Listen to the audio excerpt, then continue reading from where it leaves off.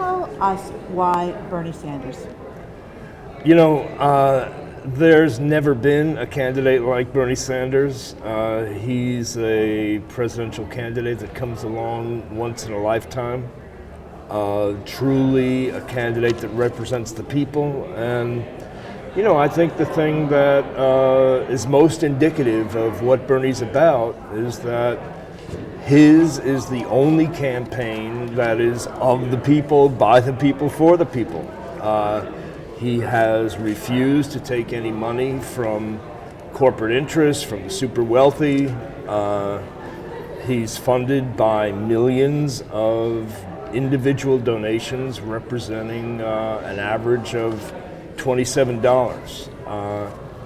You know, what Bernie is saying is that the system isn't broken, it's fixed, it's rigged. There's a reason why the top 1% of the population owns as much wealth as the entire bottom 90%. I mean, that's a statistic that blows my mind every time I say it. But it's true. And it's, you know, the American dream for people who are in poverty or in the lower middle class or even now in the middle class has turned into a nightmare. They're getting behind while corporations are making record profits. So you've known Bernie Sanders for years and years in Vermont, right? How much of this is you're seeing him in action as a politician, a mayor, congressman, senator? It's 100% seeing him in action. For the last 30 years, I've been his constituent, and finally a presidential candidate worth voting for. And that's why Jerry and I have been out stumping for him on the trail since he announced. Didn't you try to step in or at least make some public statements when Ben & Jerry's was taken over by Unilever? I mean, you were kind of forced into selling your ice cream company then, right? Tell people about that. Yeah, I was trying to keep the company independent. It was a publicly held company at the time, and Unilever had offered so much money for the company that it seemed like because of SEC rules, the company had to be sold. And yeah, Bernie was doing his best to step in and talk about how the public good and the public benefit ought to be factored into this sort of thing. Why are you convinced where Dean is not, that Sanders can actually get done what he's promising as a candidate? Well, as Bernie says most every time he speaks, is that it's not about him, it's about us. That the only thing that's going to overcome the stranglehold that hundreds of millions of dollars of political donations, which, by the way, Howard takes, and so does every other politician, the only way we're going to overcome that is through a mass movement, a political revolution. That was what the country was founded on. Large numbers of people working together to create a government of the people, by the people, for the people. And we have to do it again. But you know, if as a non-Vermonter, if I stopped 10 of my neighbors and said, so what do you think of Governor Shumlin? Great on opioids, real progressive. Howard Dean, I supported him when he ran for president, they say. Patrick Leahy, the senator. They know him far better, meaning Bernie Sanders, than we do, maybe not better than you do. All three of them clean sweep supporting Sanders. What do you say to people like Hillary Clinton did at the debate the other night? The people who know him best, or at least some of the people who know him best, aren't with him. They're establishment politicians. They are also taking money from those same corporate interests. And until we elect someone who's not beholden to them, the situation's just going to get worse and worse. I mean, how is it that we are the only major country in the world that doesn't provide health care for all of our people as a human right? I'll tell you how it is. It's because of all the millions of dollars that the healthcare industry and big pharma pay to our politicians in a system that even John McCain calls legalized bribery. Until we end that, and the only candidate who's running who's going to be able to do that is Bernie. You know, it's one of the kind of weird bedfellow things about this race is that you find people that are deciding between Bernie Sanders and Donald Trump, because Donald Trump is not taking money from those same Koch brothers type deals as other people are. What do you make of that? What I make of that is that the huge majority of people in our country understand that the system is broken, that Washington doesn't work. And believe me, electing some establishment politician who's going to fiddle in the margins and make incremental change is not going to solve the problem. So people are angry, people want someone from outside the establishment. You can either go to our better nature with Bernie, or you can go to our, what's the other one? Our worse, our more unfortunate, our darker nature with the Trumpster. So wait a second. So let's assume Bernie Sanders doesn't make it. I know we talked before the interview. You're one who believes he can clearly sell his brand around this country. If Hillary Clinton is the nominee, do you sit home? What do you do? I guess I'm going to have to decide at the time.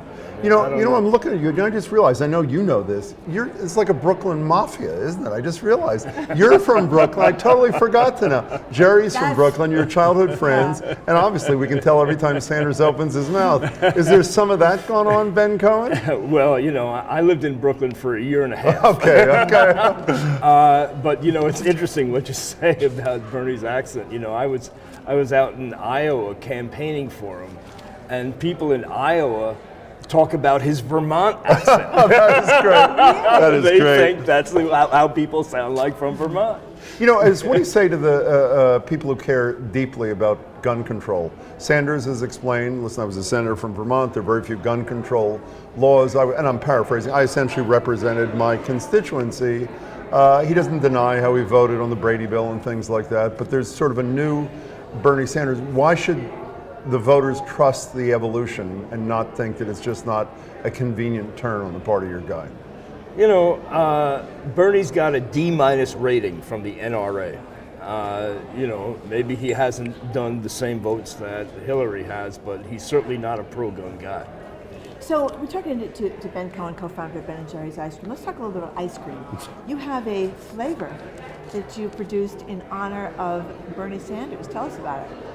Yeah, it's the first time I've ever been inspired to make a flavor in honor of a presidential candidate. I was out on the trail stumping for him, and everybody would keep asking me, what's the Bernie's flavor? What's the Bernie flavor? And I said, well, Ben & Jerry's doesn't endorse candidates. There's never going to be one. And then I realized that, well, I'm me. I'm a regular person. I'm an individual. I could come out with a Bernie's flavor, and so under the Ben's Best label, I came out with Bernie's Yearning, and it's a participatory flavor.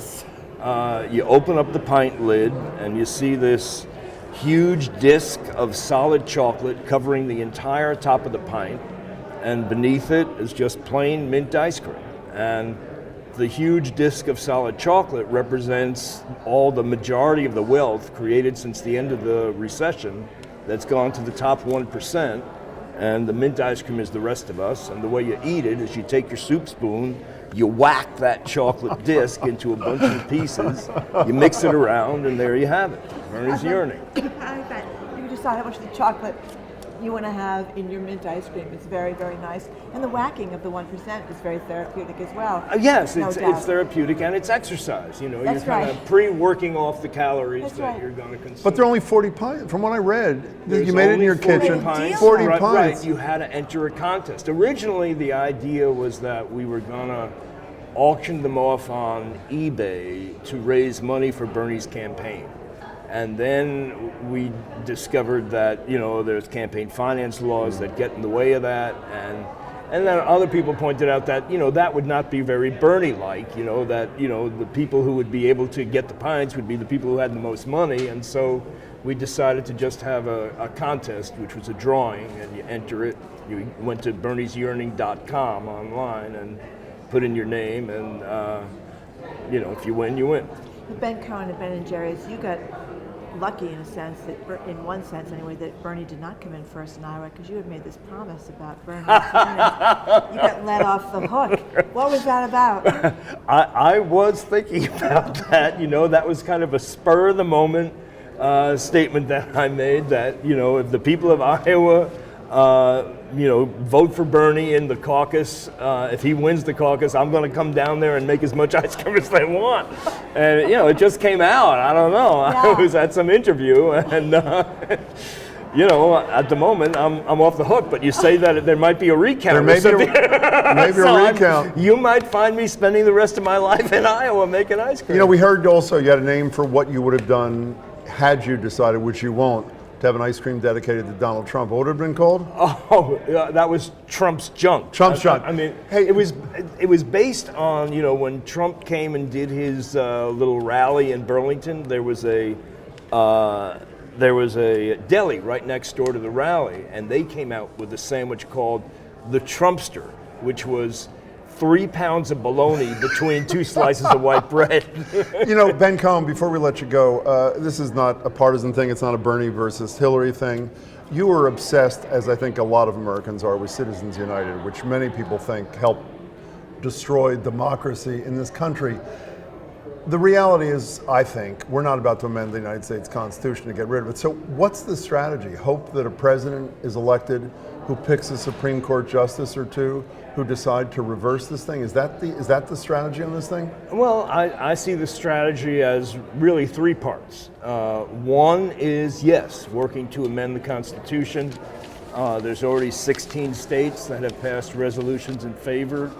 2 more states are due to pass it by ballot initiative this year. That would be the state of Washington and one other one.